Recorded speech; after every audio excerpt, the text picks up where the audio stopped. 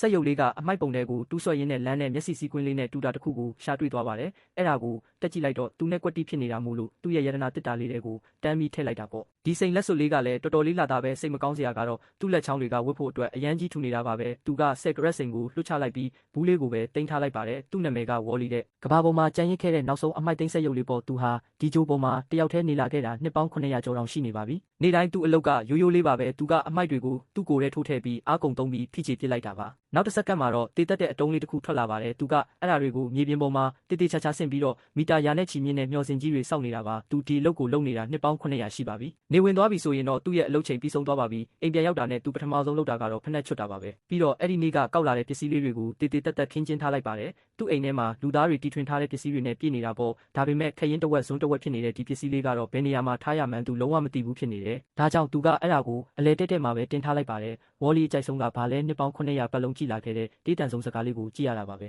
ရုပ်ရှင်ထဲမှာချစ်သူမောင်နှံတွေလက်တွဲပြီးတချင်းဆိုနေကြရင်သူကလည်းသူ့လက်လေးကိုပြန်ပြီးအသားအရာစုပ်ကင်ထားတတ်ပါတယ်ချစ်တက်ကြတဲ့လူသားတွေကိုသူအရန်အားကြနေတာပါဝမ်းနည်းစရာကတော့ဒီလိုတိတ်ဆိတ်နေတဲ့ကဘာမြေပေါ်မှာသူ့ရဲ့တူးလေးသောတငယ်ချင်းကပိုးဟက်လေးတစ်ကောင်ပဲရှိပြီးအိတ်ခမ်းနီးတိုင်းအိမ်မွေးတိရစ္ဆာန်လေးလိုဂရုစိုက်ပေးတတ်ပါတယ်သူကသူ့ကိုယ်သူတစ်တာပုံစံခောက်လိုက်ပါတယ်သူ့နောက်ကဆင်လေးကတော့သူအိတ်ဖို့စိမ့်ရှိတဲ့ကတင်လေးဖြစ်သွားတာပေါ့သူကအသက်900ရှိနေပြီဆိုပေမဲ့ကလေးလေးတယောက်လိုပါပဲအိတ်ပျော်သွားအောင်သူ့ကိုယ်သူပြန်လွှဲပေးနေရတာပါမနက်တိုင်းဝေါ်လီနိုးလာရင်အားမရှိတော့ပဲထိုင်းမိုင်းနေတတ်ပါတယ်ဒါပေမဲ့မိနစ်90လောက်နေပူစာလုံးပြီးရင်တော့သူ့ရဲ့စွမ်းရည်တွေအပြည့်ပြန်ဖြည့်ပြီးသားဖြစ်သွားတာပေါ့ဒါကတော့နှစ်ပေါင်း2950ခုနှစ်ကကဘာမြေကြီးပဲဖြစ်ပါတယ်တယံဇာတာတွေကိုအလွန်ကျွံတူးဖော်တာနဲ့ညဉ့်ညမ်းမှုတွေကြောင့်လေထုနဲ့ဂေဟစနစ်ကပျက်စီးလူနီးပါးဖြစ်သွားခဲ့တာပါလူသားတွေလည်းကဘာမြေကိုစွန့်ခွာပြီးအာကာသထဲမှာသွားနေကြရတော့တာပေါ့ဒါပေမဲ့ကဘာမြေကိုပြန်ပြုပြင်နိုင်မလားဆိုတဲ့မျှော်လင့်ချက်နဲ့အမိုက်သိမ်းဆက်ရုပ်တွေအများကြီးထားခဲ့ကြပါတယ်ဝမ်းနည်းစရာကတော့အဲ့ဒီအစီအစဉ်ကမအောင်မြင်ခဲ့ပါဘူးမျက်စိတမိတ်တွင်းမှာပဲနှစ်ပေါင်း900ကုန်ဆုံးသွားခဲ့ပါပြီနောက်ဆုံးမှာတော့ဆက်ရုပ်တရုပ်တည်းပဲကြံရစ်ခဲ့ပါတော့တယ်ဝေါ်လီဟာရာစုနှစ်ပေါင်းများစွာတယောက်တည်းနေလာခဲ့ပြီးနောက်မှာကိုယ်ပိုင်အသိစိတ်တွေရှိလာခဲ့ပါတယ်